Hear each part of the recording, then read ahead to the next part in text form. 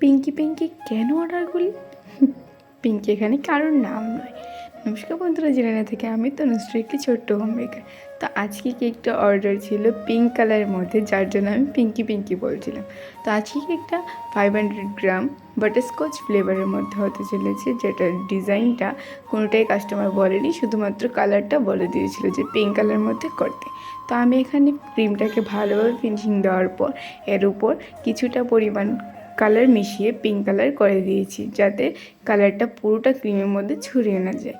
তো এখানে palette knife দিয়ে ভালোভাবে ডিজাইন করার পর কিছু ফ্লাওয়ার অ্যাড করে দিয়েছি এবং কিছু লিফও অ্যাড করে দিয়েছি।